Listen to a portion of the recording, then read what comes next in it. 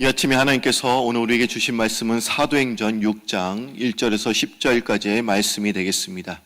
사도행전 6장 1절에서 10절까지의 말씀입니다.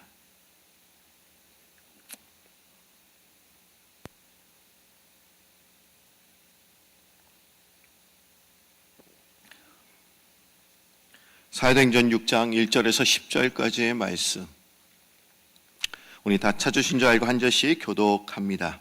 그때 제자가 더 많아졌는데 헬라파 유대인들이 자기의 가부들이 매일 구제에 빠짐으로 히브리파 사람을 원망하니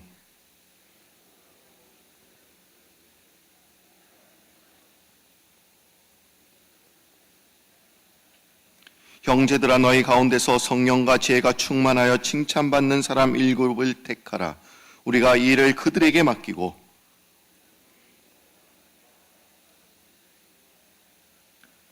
온 무리가 이 말을 기뻐하여 믿음과 성령이 충만한 사람 스데반과 또 빌립과 브로고로와 니가노르와 디몬과 바네바와 유대교에 입교한 안디옥 사람 니골라를 택하여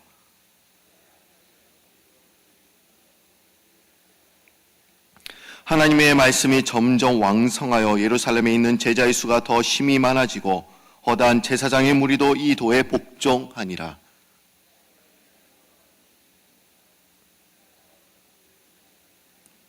이른바 자유민들, 즉 구레네인, 알렉산드리인, 길리기아와 아시아에서 온 사람들의 해당에서 어떤 자들이 일어나 스데반과 더불어 논쟁할세.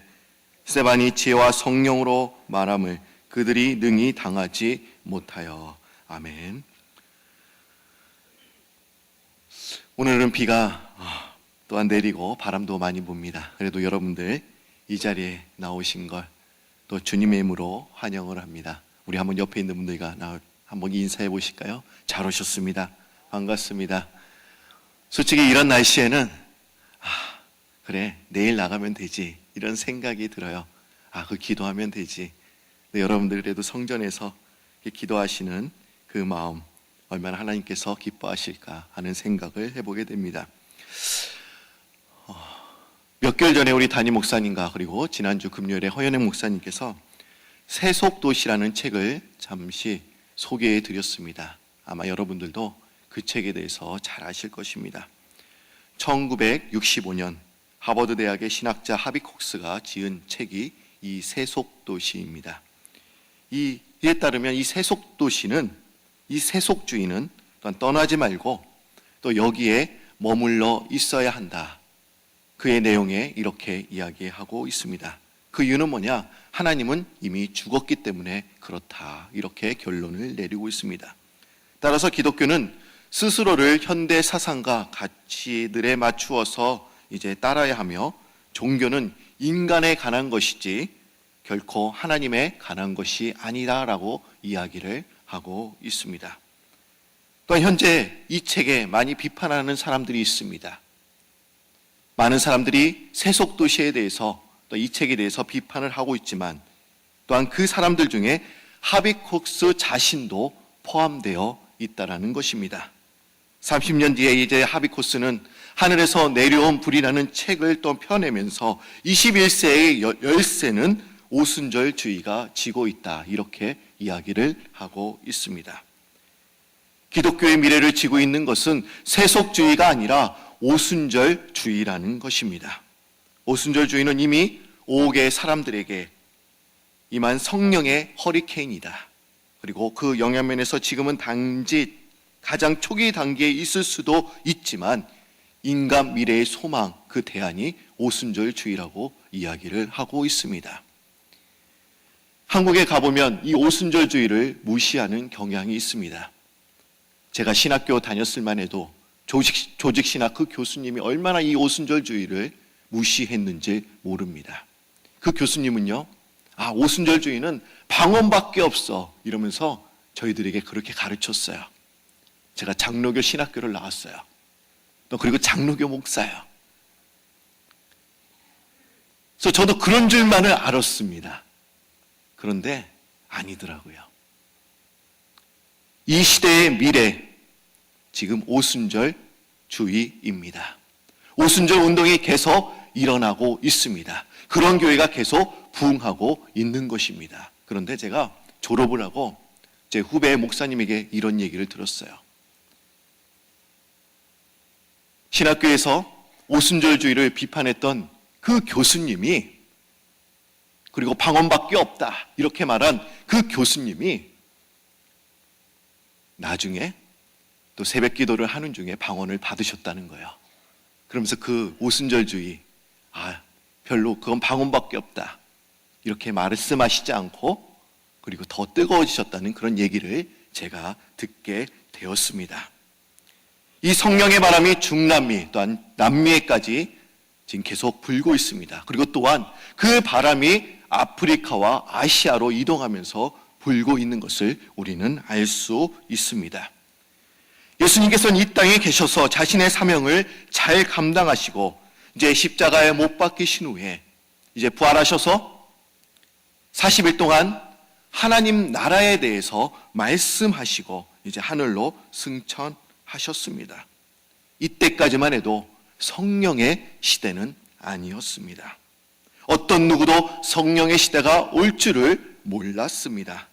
그러나 마가의 다락방에서 120명의 사람들이 성령의 그 역사를 체험한 후에 그 예루살렘 지역이 성령의 바람이 전 지역으로 이제 불게 됨을 그들이 알 수가 있었습니다. 그리고 성령 운동의 그 활발한 그 진원지도 예루살렘 교회였습니다. 그런데 이 성령 운동이 활발히 움직인 곳에 문제가 일어난 것입니다. 큰 문제가 일어난 것이죠. 문제의 발단이 무엇이었습니까? 구제가 균형 있게 골고루 분배되지 못하는 데에서 일어난 것입니다. 당시 예루살렘 교회는 두 종류의 신자들이 있었습니다. 히브리파 유대인들과 있었고 또한 헬라파 유대인들이 있었죠. 헬라파 유대인들은 어떤 사람이었습니까? 헬라 문화의 배경에 하에 살다가 이제 다시 예루살렘에 온 유대인들이었습니다. 그리고 히브리파 사람들은 예루살렘 그 고향을 떠나지 않고 계속 그 지역을 살아왔던 그런 유대인들이었습니다.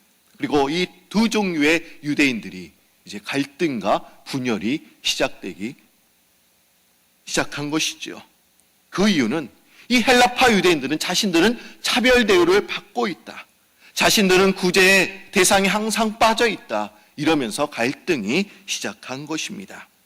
당시 율법에는 두 종류의 구제 기금이 있었습니다. 강주리 기금과 쟁반 기금이라는 그런 구제 헌금이 있었던 것입니다. 이 강주리 기금은 정기 구호금입니다. 그래서 매주 금요일에 이제 거두어서 이제 가난한 사람들을 도와줬던 그런 기금이었습니다. 그리고 쟁반 기금이란 오늘날 특별 그런 구호금이었습니다. 긴급한 일이 있었을 때 이제 각 가정을 방문해서 도와주었던 그런 기금을 말합니다. 제가 전주에도 이런 말씀을 드렸습니다. 30년 전만 해도 성미라는 것이 있었다고요. 성미를 왜 거뒀습니까? 이 쌀을 걷어갖고요, 이제 가난한 사람, 뭐 나눠줄 게 없잖아요. 그때는 먹을 것이 없기 때문에 이 쌀만 있어도 어떻습니까? 먹을 걸 해먹을 수 있었잖아요. 그래서 이 성미가 가난한 사람들을 도와주는 그런 역할을 하게 되었습니다. 아마 제가 어렸을 때 이 성미를 먹고 컸기 때문에 다른 목사님보다 키가 컸다, 제가 이런 말씀을 드린 적도 있었죠. 근데 그것도 맞는 사실이기도 해요. 여러분, 문제의 발단은 이런 구호금들을 균형 있게 골고루 이제 분배되지 못하는 데 문제가 있었던 것입니다. 성령 운동이 활발히 일어났던 곳에 그 진원지에 그 예루살렘 교회들은 이 문제를 어떻게 해결하고 있습니까? 그들은 문제가 있는 그 일을 그만두지 않았습니다. 지금 무엇 때문에 문제가 생기게 되었습니까? 구제하는 일 때문에 그 문제가 일어나게 된 것입니다. 구제를 어떻게 할 것인가? 아니면 누구에게 더할 것인가? 어떤 방법으로 할 것인가? 이런 것들을 둘러싸고 문제가 생긴 것입니다. 여러분, 이럴 경우에 손쉽게 해결하는 방법이 과연 무엇입니까? 그 방법은 구제를 그만두는 일입니다. 하지만 그 예루살렘 교회는 그만두는 것으로 그 문제를 해결하고자 하지는 않았습니다. 사실 중단한 것은 가장 쉬운 방법이기도 합니다. 가장 쉬운 방법은 집어치우고 하지 않는 것입니다. 문제가 있는 사람과 이제 관계를 끝내버리면 됩니다. 하지만 여러분, 그것은 문제의 해결이 아닙니다. 포기하는 것일 뿐입니다. 그런데 여러분, 구제가 교회에서 꼭 해야 될 일이라고 한다면, 반드시 지켜야 할 일이라고 한다면 어떻게 해야 합니까? 예루살렘 교인들은 결코 문제를 포기함으로 해결하려고 하지 않았다는 것입니다. 예루살렘 교회는 무엇을 하지 않을 것을 토의하지 않았다는 것입니다. 어떻게 해야 이 일을 더 잘할 수 있을까? 이러면서 의논하며 상의하며 기도했다는 모습을 우리는 알 수 있습니다. 문제가 생기면 언제든지 책임을 묻곤 합니다. 그리고 책임을 다른 사람에게 전가시킵니다. 여러분, 이 문제에 관해서 책임이 누구에게 있냐? 이렇게 말하는 것은 가장 소극적이고 부정적이고 비판적인 그런 방법입니다. 하지만 오늘 본문에서는 그런 모습을 우리가 찾아볼 수가 없습니다. 책임을 전가시키는 것은 사탄의 그런 방법인 것입니다. 자잘못을 따지는 것은 사탄의 방법이지 하나님의 방법이 아닙니다. 예루살렘 교회는 이 문제를 공개적으로 지금 다루고 있습니다. 이 부끄러운 이야기, 어떻게 성령의 운동이 활발히 일어났던 것, 지난주에 어떻게 이런 일이 일어날 수 있을까? 숨겨야겠다. 그런 마음을 가진 것이 절대로 아니었습니다. 여러분, 어떤 문제를 몇 사람만 다루게 될 때, 사적으로 다루게 된다면 그것은 잘못된 소문을 낼 그런 가능성이 높습니다.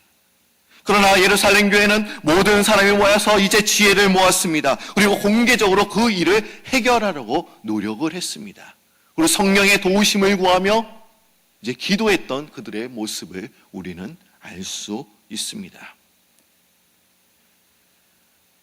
여러분, 우리가 교회에서 여러 가지 일이나 봉사를 할 때 문제가 일어날 수가 있습니다. 이 문제가 일어날 때 과연 우리는 어떻게 해야 될까요?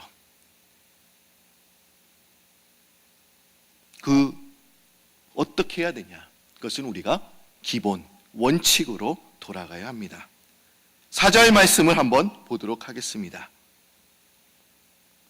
4절 말씀을 여러분들이 읽어주시면 감사하겠습니다. 시작.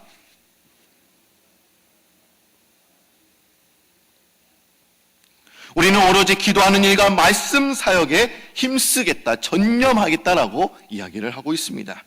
이 말씀의 진정한 의미는 우리가 기본으로 돌아가야 된다, 이렇게 이야기를 하고 있죠.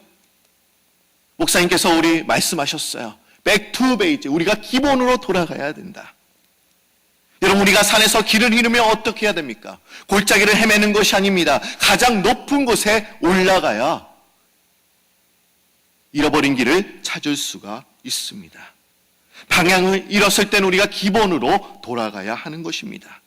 사람들이 시간이 지남에 따라 기본을 떠나는 경향이 있습니다. 여러분, 저는 성경도 많이 읽습니다. 그리고 일반 서적, 신앙서적도 많이 있습니다. 근데 여러분, 신앙서적 읽는 것도 참 중요해요. 그러나 먼저 성경을 더 많이 읽어야 합니다. 왜 그렇습니까? 이 성경이란 기초를 다질 수가 있는 거예요. 여러분, MBC에서 방영했던 형사 콜롬보 드라마를 여러분들은 기억하실 것입니다. 한국에서는 수사반장이 인기였다고 한다면 이 미국에서는 형사 콜롬보가 인기가 있었어요. 저도 한국에서 이 형사 콜롬보를 여러 번 본 적이 있습니다. 금방 자다가 일어난 사람 같은 옷차림을 한 그 수사반장 같은 그 형사 콜롬보가 이제 사건을 해결하는 그런 추리극이 이 드라마입니다. 그런데 그 가운데서 우리를 잊어버릴 수 없게 하는 그 형사 콜롬보의 한 대사가 있습니다. 그는 사건이 미궁에 빠질 때마다 입버릇처럼 이제 이런 말을 하곤 합니다. 사건 현장에 영감이 있다. 사건 현장에 영감이 있어. 사건이 풀리지 않고 오리무중에 빠질 때 반드시 현장으로 다시 찾아가서 그 자리에서부터 다시 기본으로 점검하고 그 사건 현장에서 통찰력을 얻어야 된다. 그런 모습을 우리는 알 수가 있습니다. 여러분, 현장의 기본의 자리에 답이 있음을 우리는 알 수 있습니다. 여러분, 교회의 최대의 사명이 무엇이었습니까? 하나님의 말씀을 전파하고 가르치는 것입니다. 이것이 기본입니다. 기초이고 또한 원칙입니다. 지금까지는 성도들이 드린 헌금과 자발적으로 가져온 물질을 관리하고 이것으로 구제하는 일도 함께 해왔습니다. 하지만 더 이상 이런 일들의 시간과 노력을 여기에 쏟아서 말씀을 연구하고 기도하는 일에 소홀히 할 수 없음을 그들이 깨달았다는 것을 우리는 알 수 있습니다. 그래서 사도들이 말씀과 기도에만 전념할 수 있도록 이제 집사회 그 모든 교회인들이 모든 교회 일을 맡아서 봉사하게 된 것입니다. 이것이 성령께서 주신 생각이었고 이것이 성경적인 원리며 원칙인 것입니다. 그렇다고 구제 사업이 무시되거나 이제 등한시되어도 좋다, 제가 이런 말씀을 드리는 것이 아닙니다. 하지만 강조하려고 제가 말씀드리는 것은 교회의 기본은 영혼 구원과 하나님의 영광을 위한 것이라는 것을 우리가 절대로 잃지 말아야 합니다. 그러기에 그 어떤 일도 영혼을 구원하고 영혼을 돌보고 영혼을 먹이는 분들과 우선될 수가 없습니다. 내가 정말 봉사를 잘하기 위해서는, 내가 정말 선교를 잘하기 위해서는 내 신앙이 바르게 서야 될 줄로 믿습니다. 내 신앙이 바르게 서야 돼요. 우리가 구원의 확신을 가지고 또한 믿음이 살아있고 또한 믿음의 능력이 있는 성도가 될 때 다른 봉사도 잘할 수 있는 것입니다. 여러분, 사도들은 말씀과 기도에 전념함으로 이제 성도들의 믿음을 강하게 해주었을 때 이제 성도들이 주님을 잘 섬기고 봉사한 일에 전념하게 됨을 우리는 알 수 있습니다. 그러게 우리는 문제가 생겼을 때, 위기에 처했을 때 이제 기본으로, 원칙으로 돌아가야 합니다. 진리만을 붙들어야만 합니다. 그럼 성령의 진원지였던 이 예루살렘 교회는 구제 문제를 이제 어떻게 해결하고 있습니까? 그것은 사람을 세움으로 그 문제를 해결하고 있음을 우리는 알 수 있습니다. 사실 물질이 균등하게 분배되지 못한 것도 사람이 없었기 때문에, 구제에 봉사하는 사람이 이제 없었기 때문에 그런 문제가 일어나게 된 것입니다. 그런데 이 사람의 선출에 있어서 우리가 주목해야 할 것이 있습니다. 어떤 사람이 집사로 뽑혔냐, 우리가 그것을 바라봐야 합니다. 5절 말씀을 한번 보시기를 바랍니다. 5절 말씀 여러분들이 한번 읽어주실까요? 시작.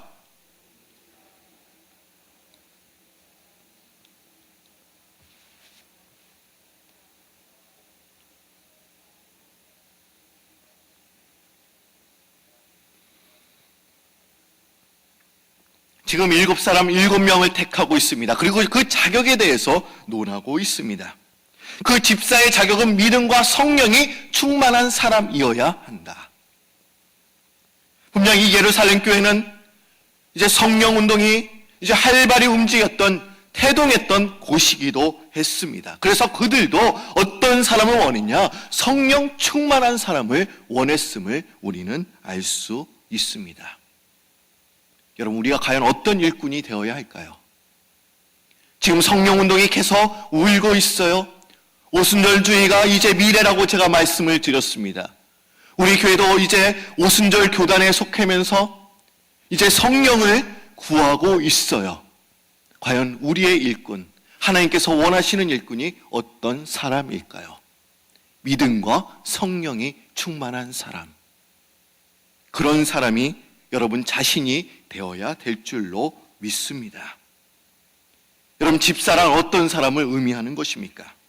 이 자리에 집사님들이 많이 앉아 계세요. 어떤 분 이렇게 말씀하시겠죠? 난 집사 아니에요. 권사예요. 난 장로예요. 괜찮습니다. 집사라는 말은 헬라어로 디아코노스라는 그런 종이라는 의미를 갖고 있습니다. 이 디아는 통하여라는 의미를 갖고 있는 거예요. 그리고 코노스는 먼지라는 뜻을 갖고 있어요. 그러니까 디아코노스, 먼지를 통하여라는 그런 단어를 의미를 갖고 있는 것이죠. 먼지를 통하여. 과연 이 말이 무슨 의미입니까? 먼지가 일어날 만큼 분주히 움직이는 사람이 집사인 것입니다. 내가 일꾼이에요. 성령의 충만함을 받고 먼지가 일어날 만큼 열심히 활발히 주의 일에 동참하는 사람, 그것이 집사의 자격에 드는 사람입니다. 교회에 해야 할 일을 잘 감당하고 분주히 움직일 때 주님께서 이렇게 말씀하시는 거예요. 네가 집사의 직분을 잘 감당하고 있구나. 그런데 교회에서 뒷짐지고 그리고 아무리 움직이지 않는다고 한다면 그것은 자격에 들지 않는 것입니다. 디모데전서 3장 8절에서 12절까지의 말씀을 보시면 또 이 디모데는 집사의 자격에 대해서 또한 이야기를 하고 있습니다. 8절 말씀 보시면 이렇게 말씀하고 있어요. 집사들도 정중하고 일구이연을 하지 아니하고 술에 임박하지 아니하고 더러운 일을 탐하지 아니하여야 한다라고 말씀하고 있습니다. 여러분, 이것은 무엇을 의미하고 있는 것입니까?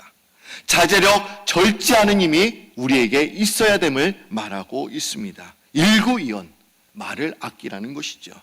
또한 돈에 대한 욕심을 가지지 말아라. 그 술도 임박하지 않아야 한다. 여러분, 술을 먹어야 됩니까? 먹지 말아야 합니까? 성경에 나와 있습니까? 이런 분들이 많이 있으세요. 성경에는 술을 조금씩 쓰라고 하지 않았습니까? 취하지 말라고 했지 한두 잔은 괜찮지 않습니까? 이렇게 말씀하시는 분이 계십니다. 그러나 잠언 22장을 보시면 이렇게 이야기하고 있어요. 술은 보지도 말아라. 이렇게 이야기를 하고 있습니다. 분명 이런 자격도 필요합니다. 그러나 사도행전 6장에서는 성령 운동이 움직였던 그 예루살렘 교회는 그 성도가 성령 충만해야 함을 계속 강조하고 있습니다. 과연 성령 충만한 사람, 어떤 사람을 의미합니까? 이는 영적인 은사가 있고 하나님의 뜻에 순종하는 삶을 사는 사람을 말하는 것입니다. 그는 자기 생각이나 자기의 고집이 아니라 하나님의 뜻에 따라 일하는 사람을 말하는 것입니다. 우리가 때로 교회 일을 하다 보면 자기는 하나님의 뜻이라고 난 이야기를 하는데 다른 사람이 보면 그것은 자기만의 생각이나 또한 자신만의 그런 고집인 경우가 일어남을 우리는 보게 됩니다. 나 혼자 하나님의 뜻이라고 우긴다고 다 되는 일이 아닙니다. 여러분, 하나님의 뜻이라는 것은 말씀과 기도를 통해서 또한 확인이 되고 또한 성령의 보증하심이 있어야 될 줄로 믿습니다.